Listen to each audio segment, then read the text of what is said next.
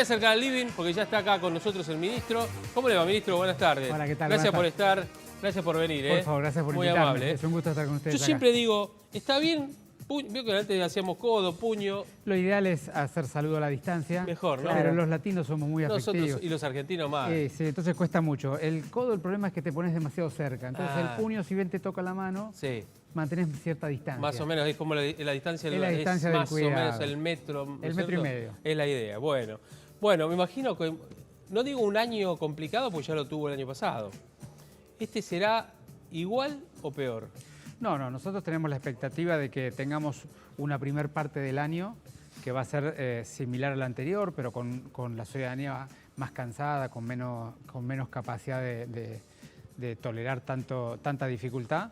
Pero a partir de que vacunemos a los grupos de riesgo, que eso seguramente va a ocurrir para el mes de mayo o junio, habremos terminado con los grupos de riesgo, la situación va a ser claramente diferente. Porque una vez que el virus pueda circular por la sociedad, pero esa circulación no genere daño social, sí, la situación va a ser bien diferente. No terminada, pero bien diferente. Igual la Ciudad de Buenos Aires, depende mucho de las partidas que le entrega la Nación, digamos. Sí, ¿no? sí, todas las jurisdicciones estamos en la misma situación, pero estimamos que para el mes de junio la cantidad de partidas comprometidas seguramente estarán entregadas y por lo tanto nosotros inmediatamente las aplicamos, ¿no? Ahora se han inscrito alrededor de 40.000 personas, que son las dosis que tienen para aplicar a los mayores de 80 años. Sí. ¿Ya tienen confirmado cuándo les entregarán la próxima partida para los otros 30.000, 40.000 que faltan? No, en realidad son otros 70.000. 70 más. Que se han registrado y que se han empadronado. Nosotros tenemos el compromiso de una entrega de las vacunas chinas que ya nos entregaron, sí, que ahí hay que explicarlo bien porque por ahí la gente a veces suma todos los números, ¿no?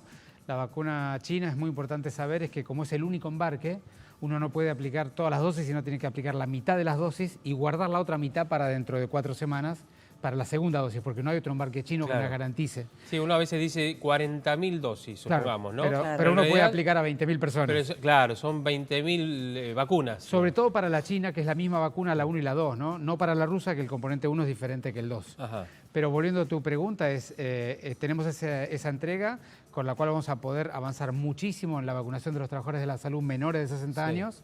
Y luego tenemos una segunda entrega ya comprometida para este fin de semana de una cantidad importante de vacunas de Sputnik. Van a venir 2 aviones de Rusia, sí, uno va a venir el sábado o el domingo, no recuerdo bien.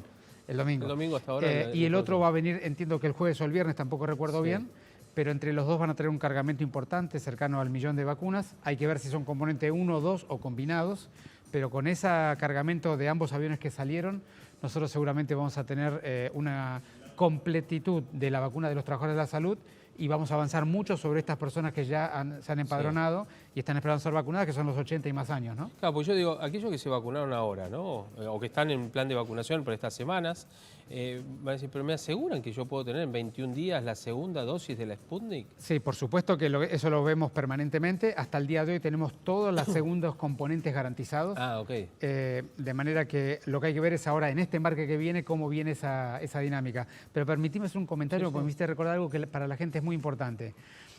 Cada vacuna tiene su primer dosis y la segunda en un tiempo determinado. Sí. La vacuna Sputnik tiene su segunda dosis a los 21 días. Nosotros damos la vacuna hoy, el día 21 le damos el segundo componente. Sí. La vacuna china va a tener su segundo componente a los 28 días. Ajá. Y la vacuna de AstraZeneca tiene su segundo componente a las 12 semanas, eso es a los 3 meses. Ah. Y cada uno tiene, porque a veces dice, oye, ¿cómo me dieron tanto tiempo para la vacuna?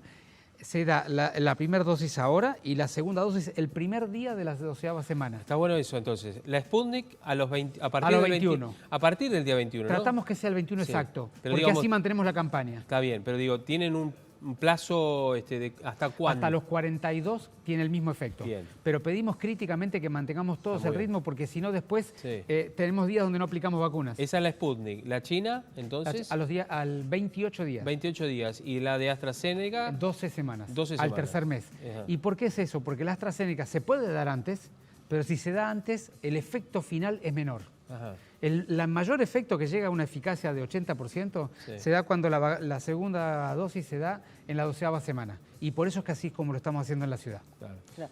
Y con respecto al tema bueno, esto es muy importante el tema el periodo de vacunación, súper importante. Ahora, ya empezaron las clases.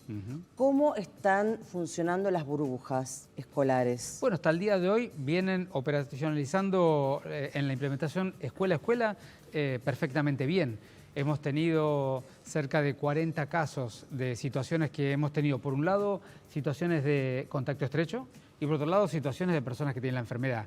Y ahí el mensaje, si yo le puedo dar a todos los docentes, que hagamos todos el esfuerzo de ir a testearnos. Porque siempre que el docente se va a testear, identificamos a la enfermedad cuando está todavía sin síntomas o antes que pueda ser contagiante y por lo tanto podemos evitar que luego vaya a la escuela y esté allí. Claro, porque hay muy pocos que se fueron a testear. ¿Cuánto? Bueno, no, muy pocos no. Se han testeado... un 8%, un 10%. Bueno, el día de hoy ya se han testeado cerca de 25.000 personas, es un número. Por supuesto que el total son cerca de 100.000, sí. Con lo cual todavía podemos mejorar y cada día vamos vacunando. Pero allí, y yo entiendo el esfuerzo complementario que tienen los docentes, están empezando el año escolar, tiene un montón de actividad de organización, pero que hagamos un ratito para podernos ir a testear y que se testeen todos. Tenemos a nuestra compañera, Mercedes Mora, que también está con nosotros, por supuesto, también, acá, pero está aislada. Sí. Está aislada porque había una presunción de tener un contacto estrecho con su novio, que había tenido algunos síntomas, hoy le dio negativo, pero por prevención tiene que seguir unas 48 horas más. Así que está en comunicación. Hola Mercedes, ¿cómo te va? ¿Qué tal? Buenas tardes para ustedes, ministro. ¿Cómo le va? Buenas tardes. Hola, buenas tardes, Mercedes. ¿Cómo le va? Usted estaba hablando de la cantidad de personal de la salud que quedaba, que entiendo que es muy poco, lo que falta por vacunar en ciudad. También se entiende que las vacunas que llegaron de China se iban a destinar a docentes. Me interesaría saber cómo viene ese plan vacunatorio, cuánto falta en cada sector y cómo se va a seguir más allá de los adultos mayores, si en algún momento se van a empezar a aplicar también al sector de seguridad. Claro. Bueno, Mercedes, vamos en el orden que corresponde, ¿no? La Argentina tiene un plan estratégico de vacunar primero a los grupos de riesgo de la Argentina, que para la ciudad de Buenos Aires esos grupos de riesgo son 1.200.000 personas. De esos grupos de riesgo están en 6 categorías o 6 etapas. La etapa 1, trabajadores de la salud. La etapa 2, mayores de 70 años, que nosotros la hemos subdividido por una cuestión de la cantidad de gente que hay de esa edad en la ciudad. La etapa 3 es de 60 a 69 años. La etapa 4 son los grupos estratégicos, donde potencialmente hemos incluido a los docentes, pero también están las personas de seguridad y las personas de desarrollo humano que trabajan en el territorio. La etapa 5 son las personas de 18 a 59 años con alguna enfermedad acompañante. Y la 6 son los estratégicos locales, donde podríamos estar los funcionarios y demás estratégicos locales. Entonces, volviendo a tu pregunta, de los trabajadores de la salud todavía tenemos 32.000 trabajadores de la salud que ya están inscriptos y que son menores de 60 años. Les vamos a ofrecer las 33.000 dosis de la vacuna china que nos han dado. Con lo cual, allí todas las vacunas chinas van a ir a los trabajadores de la salud para poder completar ese grupo. Vos sabés que la ciudad de Buenos Aires tiene una enorme concentración de trabajadores de la salud y una enorme concentración de personas de mayores de edad. Por eso es que cuando distribuyeron las vacunas por porcentaje poblacional, naturalmente para nosotros ir vacunando a los trabajadores de la salud nos ha costado mucho, porque representamos el 19% de todos los trabajadores de la salud, pero representamos el 7% de la población argentina.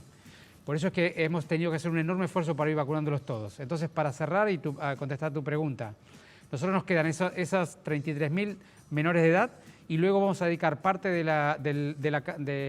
embarque que viene ahora con Sputnik a completar la vacunación de los mayores de edad en el sistema de salud. Y luego la otra parte de Sputnik que quede lo vamos a pasar para las personas de 80 y más años. ¿Qué te quiero contestar con esto al final? Que vamos a poder completar con estos 2 embarques todos los trabajadores de la salud y vamos a avanzar sobre los mayores de 80 años que ya se han empadronado. Pero no tenemos posibilidad todavía de bajar de 70 a 80 y por supuesto que menos aún tenemos la posibilidad de ir al grupo 4 que son los trabajadores de la educación. Ahora, ¿esto es lógico que pase, ministro, respecto de la cantidad, la poca cantidad? Uno está viendo Chile, está vacunando, voy a decirlo en criollo, está vacunando a lo loco, por la cantidad, no porque esté vacunando mal. Bueno, Uruguay empieza ahora, tuvo otro panorama respecto al nuestro, tuvo alguna complicación, pero arrancó más o menos bien. Digo, ¿por qué nos pasó esto? Bueno, le ha pasado a muchísimos países del mundo, ¿no es cierto? Algunos pocos países han hecho excepcionales convenios allá por el mes de mayo y junio del año anterior. Sí, y nosotros no. Nosotros y tantos otros países no. Recién los hicimos para el mes de agosto, septiembre, octubre. Pensamos que en mayo y junio todavía no habían empezado la fase 3 de ningún laboratorio. Así que hay países como Estados Unidos, los países desarrollados, que han comprado una cantidad un poco, yo te diría, exagerada, por decirlo de una manera, e inequitativa de vacunas, pero ellos han puesto cientos de millones o miles de millones en el mes de mayo cuando no había ningún trabajo de investigación hecho. Sí. Entonces, los países que hoy tienen vacunas, que son Israel, Chile y los países desarrollados, naturalmente han hecho mucha inversión precoz, por supuesto que inversión a riesgo. Todos los demás países estamos más o menos en lo mismo. En realidad yo diría, un grupo de países estamos en el medio, donde está Argentina, y otro grupo de países están incluso peor, ¿no? Lo que pasa es que estamos produciendo una materia prima de Pfizer que se va a México y no vuelve. Bueno, y además, digamos, el gran cúmulo de vacunas, más allá de que están con problemas de los frasquitos, entre otras cosas, va a Estados Unidos. O sea, estamos produciendo para los de afuera y no queda nada acá. Sí, vos fíjate, no, la producción argentina no va a Estados Unidos, va para refrescarse. Va a México. Claro. Ahora, la gran compra que ha hecho Estados Unidos involucra justamente el faltante de la Pfizer, ¿o no? De Pfizer sí. Estados Unidos hizo un convenio con Moderna que le tomó la totalidad de la producción. Sí. Puso toda la inversión para el desarrollo y le tomó la totalidad de la producción. Por eso, claro, invirtió, si mal no recuerdo, algo así como $2.000 millones. Por eso la producción de Moderna no va a ningún lugar del mundo, se queda en Estados Unidos. Y luego compró una cantidad importante de Pfizer, entre otros países, ¿no? Sí. Pero volviendo a tu pregunta AstraZeneca, que es importante, yo creo que el convenio argentino-mexicano de AstraZeneca es de muy buena calidad y lo han hecho en un tiempo bastante prudencial, allá por noviembre, pero ha tenido la dificultad que la producción argentina, que es la producción de la materia prima, digamos, de la vacuna en sí, del antígeno, ha sido hecha en forma y en cantidad, y toda esa producción iba a México para poder ser enfrascada. Y lo que ha pasado es que México no ha podido acceder a los frascos. Claro. Increíble, porque Estados Unidos bloqueó la exportación de frascos de vacunas con el ascenso del nuevo presidente. Sí. Entonces, lo que está pasando ahora es que en México está todo nuestro líquido de vacunas, de antígenos, y no la están pudiendo enfrascar. Y parte de eso lo mandaron a Estados Unidos a enfrascar. Por eso te digo que lo que va a Estados Unidos de la producción argentina es para volver para acá, para enfrascarse en Estados Unidos. Porque el frasco no puede salir, está entrando la vacuna a enfrascarse y vuelve enfrascada. Bien. Ahora, ministro, bueno, nadie esperaba, creo que ninguno esperaba este brote, ¿no? O rebrote tan pronto, ¿no? Pensábamos que íbamos a tener un veranito un poco más tranquilo. Lamentablemente no es así. Ahora, frente a la segunda ola, ¿cómo vamos a estar preparados? Digo, a nivel nacional, a nivel, bueno, sí, de Argentina y también de la ciudad, obviamente, porque esto me parece que es fundamental. ¿Nos van a volver a encerrar? ¿Nos van a volver, o sea, vamos a volver a una cuarentena estricta? Bueno, muy importante el tema de la segunda ola. Nosotros sabemos que tenemos una segunda ola por delante. Sí, lamentablemente, ¿no? Sí, o sea, porque ha pasado... Inevitable. No, inevitable no hay nada en la Tierra. A todos los países le ha pasado. Sería absolutamente esperable que nos pase a nosotros y si no sería una rareza. Digamos, sí, pero a todos los países, perdón, le ha pasado, pero todavía no estaba la distribución de la vacuna. Claro. Por eso, ahí vamos a ello. Perfecto. Te sigo el razonamiento para que la gente nos pueda seguir. Entiendo. Nosotros tenemos por delante una segunda ola. La pregunta es, ¿cuán rápido va a venir? Primer pregunta. Y la segunda pregunta es, ¿cuánto daño va a generar? Entonces, ¿cuáles son las condiciones que definen cuán rápido va a venir y cuáles son las condiciones que definen cuánto daño va a generar?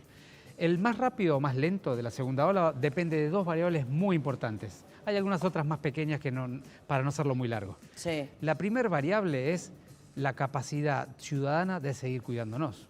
Porque vos hablaste sobre el aumento de casos que tuvimos durante fines de diciembre y principio de enero, que estuvo estrictamente relacionado a que la última quincena de diciembre tuvimos una severa incapacidad de mantener la distancia, el aislamiento. Las fiestas clandestinas, todo. Sí. Fiestas clandestinas y no clandestinas, los encuentros familiares, laborales, la despedida del año, las fiestas, en fin.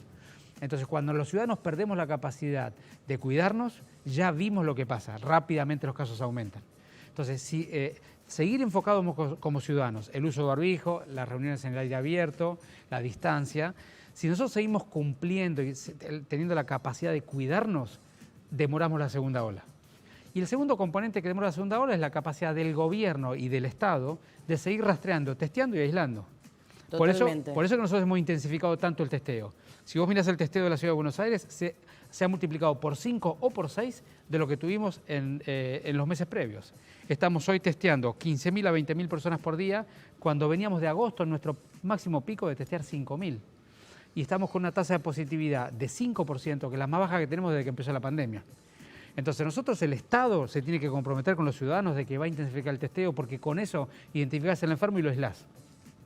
Y luego, entre todos, entre el Estado y los ciudadanos, tenemos que acordar cómo nos vamos a cuidar. Esas dos cosas demoran la ola. Si la perdemos, como la perdimos en diciembre, y si la perdemos mañana pasado, dentro de medio mes, sí, no va a ocurrir en abril, va a ocurrir ahora en febrero o en marzo. Claro. Ahora, la segunda pregunta es, ¿cuánto daño va a generar esa segunda ola? Y la respuesta es según cuánta gente vacunada hayas logrado hacer. Entonces, el daño de la segunda ola depende de la capacidad de vacunar a los grupos de riesgo. Por eso es tan importante avanzar con los trabajadores de la salud y en ese orden, los trabajadores de la salud, los mayores de edad, luego las personas estratégicas, luego los comórbidos. Y en la medida que las vacunas vengan, la Ciudad de Buenos Aires tiene un dispositivo montado en la ciudad para poder vacunar 25.000 personas por día. De manera que en un par de semanas vacunamos una parte importante de la ciudadanía. Ahora, ¿por qué los docentes tienen que ir a testearse? Nosotros no podemos, digamos, ustedes como Estado, nosotros, ¿no?, ir a testearlos a los docentes. No te entendí la pregunta. No, porque en un momento estábamos hablando del tema del colegio, de los colegios y de los docentes, que se tenían que testear. Nosotros, claro, le hemos ofrecido un sistema de testeo especial para los docentes. A eso voy, donde para nosotros que lo recordemos. Le ofrecemos a todos los docentes, los 100.000 que no son docentes, son también no docentes, ¿no? Todos los trabajadores de la educación. Sí, auxiliares, etcétera. Sí. Todos, porque todos tienen el riesgo de contagiar o contagiarse. Sí. Entonces son unas 100.000 personas del sistema público y del sistema privado. Sí. A todos ellos les ofrecemos testearse cada 2 semanas. Correcto. De manera de que cada 2 semanas estamos seguros que el periodo que está allí no está contagiando. Claro. Entonces, y eso es muy importante, lo que han hecho algunos países del mundo para bajar el riesgo y aumentar la seguridad dentro del sistema educativo. Por eso es importante que lo hagan. Ministro? No, yo no me vacuné. ¿Por qué no? Porque lo dijimos el primer día, no vamos a usar ni una sola vacuna hasta que todos los trabajadores de la salud, todos los mayores de edad y todos los estratégicos y todas las personas que tienen enfermedad acompañante se hayan vacunado, porque queremos vacunar primero a los demás riesgos. Es decir, que ningún funcionario del gobierno de la Ciudad de Buenos Aires se ha vacunado. Absolutamente. Pero yo lo he visto porque nos hemos encontrado en algún hospital. Sí. Y usted está muy cerca porque es además el ministro de Salud. ¿No debería vacunarse? No, yo tengo menos riesgo que los demás, pero además hemos tomado la decisión que los líderes vamos a esperar hasta el final. Preferimos que se vacune la gente que está en la línea de trabajo y que está todo el tiempo atendiendo a la gente o está todo el tiempo expuesto por la edad o por la enfermedad que tiene. Ajá. Ahora, hoy estamos a una semana de conocido el escándalo del Vacunagate. Esto fue, si bien la vacunación fue el jueves 18, el 19, el viernes pasado, a esta hora se empezaba a conocer justamente esto. Ya pasó una semana, ¿qué piensa? ¿Qué siente? Siento un enorme dolor, siento una enorme tristeza, amargura, porque este escándalo no solamente es un escándalo para los involucrados, también ha dañado severamente la credibilidad de la campaña argentina y eso de alguna manera nos daña a todas las jurisdicciones en nuestra capacidad de sostener una comunicación que sea transparente, clara, creíble, además porque en el medio se mete la política partidaria y entonces se trata de ensuciar unos y otros para ver quién es peor que el otro, ¿no? Sí. Así que todo eso lo único que hace, y es un poco lo que a mí más me preocupa como ministro de Salud de la ciudad, es darle confusión a la ciudadanía, alterar la comunicación que tiene que ser clara, directa y transparente, y generar en la gente una angustia suplementaria que no teníamos por qué generar. Porque ahora hay una denuncia, a propósito de lo que dice usted, por eso linkeo con eso. Hay una denuncia que lo involucra a usted y también al jefe de gobierno. Hay una imputación, una investigación que está haciendo el fiscal Stornelli. Están hablando ahora de una vacunación VIP o una privatización de la vacuna, dicen, ¿no? Sí, nosotros estamos muy tranquilos con eso. En algunas clínicas. Ya le hemos dado toda la información al fiscal y al juez para que la puedan evaluar. Estamos muy tranquilos con eso. Nosotros hemos montado un sistema que es el sistema que hace más de 15 años funciona en la Ciudad de Buenos Aires y además en este año en particular nos hemos tomado la precaución de hacer un convenio específico para aquellas organizaciones de la seguridad social o del área privada de la ciudad que quisieran participar, un convenio donde claramente se define la nómina de personas que tienen allí, Claramente se define que la cantidad de vacunas que reciban sea proporcional a la nómina y por lo tanto cuidamos la equidad para todos los ciudadanos porteños, y claramente se define que tienen la responsabilidad con una persona identificada de velar por el cumplimiento, de que se le aplique la vacuna a la persona correcta, de la forma correcta y sobre los grupos que tienen que aplicarla. ¿Sabe por qué le pregunto además también? Porque Moyano fue uno de los que se vacunó. El sindicato de camioneros tiene el sanatorio Antártida. Se vacunó él, se vacunó la mujer y vacunó el hijo. No se vacunó, hizo que lo vacunaran. Claro. Pero dijo, bueno, pero esas son las vacunas que nos dio el gobierno de la ciudad. Es como diciendo, pregúntenle al gobierno de la ciudad. Por eso también, y está emparentado con esta Por eso te denuncia, hablaba ¿no? del convenio, ¿no? Claro. En el convenio está explícitamente definido que el sanatorio Antártida nos tenía que presentar, como ya nos presentó, todo el listado de dependientes del sanatorio, y sobre ese listado de dependientes es sobre los que podían vacunar. Sí. Y luego ellos tienen que hacerse responsables de cuidar las vacunas, aplicarlas y aplicarlas a las personas que corresponden, y nos tienen que informar a nosotros de todo ese listado de pendientes que nos hayan presentado, a quienes vacunaron, y si no hubieran vacunado a ese listado, hubieran tomado alguna decisión diferente, tienen que presentar el informe y explicar por qué. Hay un responsable en el convenio que tendrá que dar su explicación en la justicia si es que han incumplido alguna normativa vigente. Bien, Mercedes, a ver, ¿tiene una pregunta también? Sí, siguiendo con este tema también, ¿no?, que hacía referencia Javier. Ministro, le pregunto porque el presidente dijo sobre este tema que no había un delito. Usted tiene una función, es un funcionario que tiene importancia también dentro de su ministerio, y ha tomado la decisión de no vacunarse. Digo, más allá de la responsabilidad política que esto representa, su mirada personal sobre aquellos que sí lo hicieron y se adelantaron en la fila, ¿la podemos escuchar? Sí, yo lo dije con toda claridad. Antes, en los primeros días de la campaña, ya por fin de diciembre, que había cierto debate público, confusión sobre la vacunación, gente que tenía el juicio o la opinión de que no había que vacunarse, que algunos referentes muy importantes de los gobiernos, sobre todo el presidente, la vicepresidenta, es decir, algunas pocas personas de muchísima relevancia, me parecía muy razonable que se vacunaran, hagan una manifestación pública de confianza, porque eran un par de vacunas y un mensaje muy contundente a la ciudadanía. Ahora, una vez que aparecieron las publicaciones científicas, que apareció la información, que la gente empezó a entender que la vacuna era muy conveniente y muy protectiva, había mucho más gente que se quería vacunar que las vacunas que teníamos. Ese era el momento de dejar de dar manifestaciones públicas y dedicar todas las vacunas a los trabajadores de la salud y a los mayores de edad. Por lo cual, nosotros en la ciudad tomamos la decisión que tomamos, y es mi opinión. Debería haber sido todo el mundo de la misma manera. Lo que pasa es que ahora, a ver, el gobierno está preparando, de hecho va a publicar en el boletín oficial un decreto o una resolución respecto del personal estratégico. Y entonces ahí involucra a los Zanini, involucra también, no sé... ¿Qué es el estratégico, no? En todo caso. Claro, no, por eso está definiendo eso. Digo, ahora van a involucrar un montón. Si bien va a ser público, va a conocerse, pero a ver, hay muchos abuelos que todavía necesitan vacunarse, los médicos primero, antes que nadie, creo yo, o a la par de los abuelos. Digamos. Pero es que ahí está la clave, me parece, Por eso. ¿no? Fíjate, es más allá de que se defina con precisión la categoría estratégico que contiene, que es un poco lo que ha sido el documento que Nación emitió en el día de hoy, el momento es el grupo 4. Es decir, que no hay que confundir. Una cosa es que alguien sea estratégico y otra cosa que debiera ir en el grupo 4, que es lo que la ciudad va a hacer. La ciudad va a respetar a rajatablas el orden de los grupos. Entonces, para nosotros, primero se vacuna los trabajadores de la salud, segundo los mayores de 70, tercero los mayores de 60, y luego podrá entrar esta nueva definición de categoría estratégicos. Pero lo que no hay que cambiar es el orden. Ajá. Yo pregunto, digamos, más allá de todo lo que hemos hablado, el ministro de Salud de la ciudad, Fernán Quirós, termina de trabajar el día, me imagino a cualquier hora, no tiene horario, pero llega a la casa, se saca los zapatos antes de entrar, lleva la ropa a otro lugar, se baña en alcohol en gel o se pega una ducha, o directamente, bueno, ya sabiendo cómo viene la mano, algunas de estas cosas no las hace. Mira, yo te digo lo que hago, pero de todas maneras después te voy a aclarar la información científica hoy, ¿no? Habitualmente lo que hago es, me saco los zapatos, apenas entro, me lavo las manos con alcohol en gel. ¿Los rocía por debajo de alcohol en gel? No, me saco los zapatos, los dejo allí. ¿Y dónde los deja? A la entrada de mi casa hay un lugar para dejar los zapatos. Ah, perfecto. Donde me pongo unos zapatos para estar adentro. Sí. Entonces me saco los zapatos, me lavo las manos con alcohol en gel en la puerta. Y tengo alcohol diluido en agua, 70% de alcohol puro, 30% de agua. Y con un algodoncito limpio el celular, que que es el lugar donde más gérmenes uno entra a la casa. Sí. Entonces limpio el celular en la puerta, me lavo las manos en la puerta, me saco los zapatos y luego una vida normal. Esto es lo que yo hago. Ahora, ¿qué sabemos hoy? Lo que hoy sabemos es que los dos mecanismos principales de contagio de este virus, uno es lo que se llama la gotita bala, la gota que sale de la boca y va 1,5 metros para adelante cuando uno habla, canta, grita o respira, que se protege con el barbijo de nariz y boca y se protege con la distancia.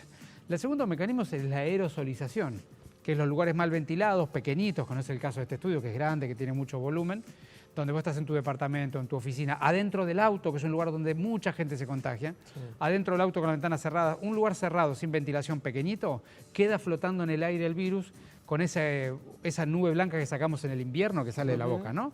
Esos son los dos mecanismos que explican la enorme mayoría de las personas. No en la superficie están. Por eso digo, la enorme mayoría de los estudios que han estudiado cómo se contagia la gente tienen este o aquel mecanismo. El mecanismo del contagio de la superficie no está del todo claro cuán importante es, pero parece ser bastante claro que es de los menos importantes. Probablemente porque en la superficie la cantidad de virus que queda es pequeña y la carga viral, es decir, la cantidad de virus que vos tenés que cargarte para enfermarte es un poco mayor. Pero es un tema que no está resuelto del todo, por eso yo todavía tomo la precaución, sobre todo el celular y la mano, que son las dos cosas que los productos que uno compra e ingresa a la casa, ¿no? Allí no está nada demostrado que eso es tampoco está rociar demostrado. lo que entra del supermercado. No, bueno, claro, porque dicen, bueno, sí, fue al chino y se contagió. O sea, por eso. Lo que traemos a veces El que lo quiera hacer para estar más tranquilo lo puede hacer. Al día de hoy no ha podido ninguna investigación científica. Me parece que son costumbres que igual van a quedar.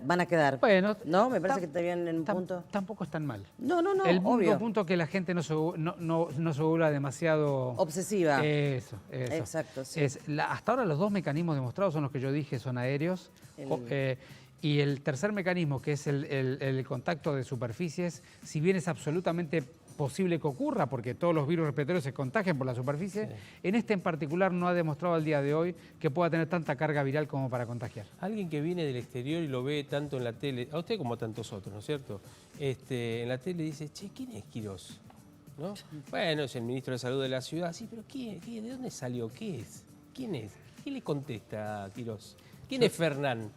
Bueno, una persona que... Qué difícil a veces uno contar quién es uno. No, ¿no es cierto? desde qué dominio te lo cuento, pero a ver, vamos desde por lo el dominio profesional. familiar, personal y profesional, por supuesto, más allá de ser ministro de Salud. Bueno, una persona que ha crecido en una familia muy numerosa, muy de barrio. ¿En qué barrio? El barrio La Lucila. El Gran Buenos Aires. El Gran Buenos Aires, muy de barrio, que se ha formado entre 10 hermanos y mucha formación. ¿10 hermanos? Sí, soy el noveno de 10 hermanos. En un barrio muy de barrio que teníamos la pandilla de barrio, jugábamos al fútbol, hacíamos todo tipo de juegos todo el día. Hincha de Boca a morir. Qué lástima. Pero a morir. Por acá terminó la nota, le agradecemos mucho al ministro. Voy a seguir el mano a mano con... Hincha de Boca a morir como la mayoría de los que están acá, porque los veo todos que están festejando. Algunos sí. Y después estudié medicina, me dediqué muchísimo a la educación universitaria. En la Facultad de Medicina fui docente de Fisiología Humana, una materia muy importante en la carrera que va en segundo año. Escribí una cantidad de libros al respecto. Y después me hice clínico internista dedicado a la internación general y a la terapia intensiva en el Hospital Italiano, donde entré en el año 88 y donde hice toda mi carrera hasta ser vicedirector de planeamiento estratégico, que fue mi cargo los últimos 15 años. Me formé especialmente en informática en salud, creé un departamento, un proyecto muy relevante de informática en salud en el hospital y para la región. Luego me formé en gestión sanitaria y sobre todo hice una maestría en dirección y gobierno de sistemas de salud. Y luego empecé a colaborar con gobiernos de Latinoamérica y gobiernos provinciales a lo largo de los últimos, desde el año 2002 a esta parte he estado colaborando con muchos gobiernos, inclusive el gobierno de Mauricio en la ciudad. Y luego colaboré con Horacio a partir del 2015, con María Eugenia a partir del 2017, en un proyecto muy ambicioso de María Eugenia de fortalecer la atención primaria de todo el conurbano bonaerense. Fortalecimos 19 municipios del conurbano con historia clínica electrónica, fortalecimiento de equipos de salud, nuevos centros de salud. En fin, una tarea muy interesante que la ha continuado por suerte el gobierno entrante de Axel Kicillof. Y luego empecé aquí pensando que iba a ayudar a transformar o mejorar el sistema público de salud y me encontré con lo que me encontré. Me imagino lo que debe haber sido decir todos los días. Es como uno cuando se levanta temprano y tiene que entrar muy temprano, hoy no voy. hoy no, viste que en radio dice, hoy no voy. Y en realidad vas porque es tu profesión, porque tú ganas de Y hacer. la pasión que Y uno además tiene, es la obligación obviamente, también. la obligación. Digo, ¿es familiar usted o es Tengo mucha vida interior y mucha vida familiar. ¿Qué es vida interior? Está Me bueno gusta eso. mucho reflexionar sobre las cosas que me pasan cada día y tratar de aprender de lo que observo, veo y me pasa. Con lo cual tengo mis tiempos de lectura y de reflexión todos los días. ¿Hace De hecho, terapia?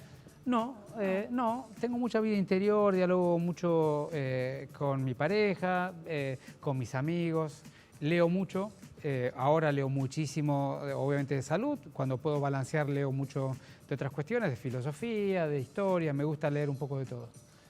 Y le voy a hacer una pregunta que obviamente en un año como este es lógico hacerle. ¿Usted es un médico y político o un médico político? No, yo ¿O ninguna de las dos? soy un médico formado en política sanitaria. Perfecto, bien. ¿Va a ser candidato este año? Si se lo proponen. Como digo siempre, al día de hoy no tengo ningún foco puesto en ese punto. Y lo explico siempre, y perdón porque siempre digo lo mismo, me da un poco de vergüenza. Pero el mensaje es importante. Llevamos un año de un tremendo dolor. Todos, y en todas nuestras dimensiones, en la sanitaria, en la afectiva, en la económica, estamos todos recontra podridos de todo, para hablar en castellano antiguo. Sí. Entonces, mi tarea como ministro de Salud es cuidar a los 3 millones de porteños en esta pandemia. Y por lo tanto, no me importa a quién votan, qué piensan, qué ideología tienen y qué piensan de mí y si me critican o no me critican.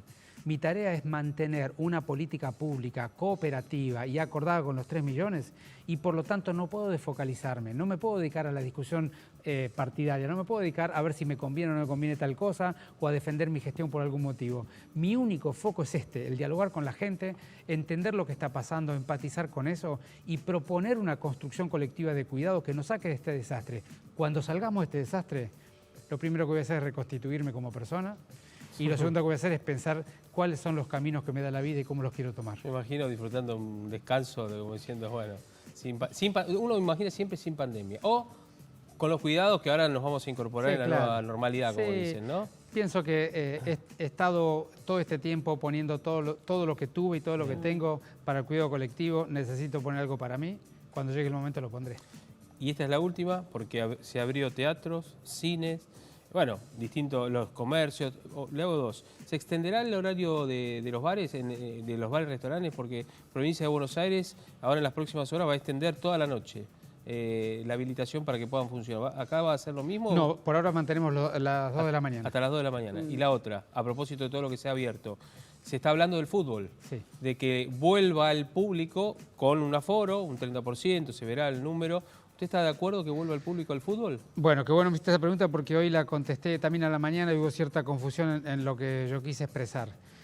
Lo más importante de todo es que la vuelta del fútbol lo va a definir el Ministerio de Salud de la Nación con la AFA. No es jurisdicción de la ciudad. Pero hay canchas acá en la ciudad de Buenos Aires. Sí, pero bajo normativa de AFA, sí, no, por supuesto. Por lo cual siempre fue el fútbol, fue la AFA con el Ministerio y el Gobierno Nacional. Sí. Es decir, que nosotros no tenemos jurisdicción al respecto. Lo que yo dije hoy, y lo voy a explicar con toda claridad, es que nosotros podremos avanzar o no con algún grado de presencialidad del público, que siempre va a ser extremadamente cuidado en este periodo. Pero decididamente la diferencia en las canchas de fútbol la vamos a tener cuando hayamos vacunado a todos los grupos de riesgo. Ahí vamos a ver una diferencia significativa. Bien. Y esos grupos de riesgo vamos a tener vacunados, como dijimos hoy, para el mes de junio. Porque cuando los grupos de riesgo estén vacunados, el virus podrá circular, pero no va a haber un gran daño social por la pandemia. Claro, es verdad. Ministro, gracias por este tiempo, gracias por venir hasta acá, por favor, al canal de la ciudad y por supuesto nosotros siempre apelamos a eso, ¿no? A que se pueda dar todo el mensaje necesario para que la gente siga cuidándose. Por favor, gracias a ustedes por invitarme, ha sido un placer estar acá con todos ustedes. Gracias. Bueno, nosotros nos vamos a la pausa, la primera pausa, muy interesante la nota. Y ya volvemos en minutitos nada más, aquí en el canal de la ciudad. Hasta las 7 de la tarde tenemos un montón de cosas para compartir con vos, dale.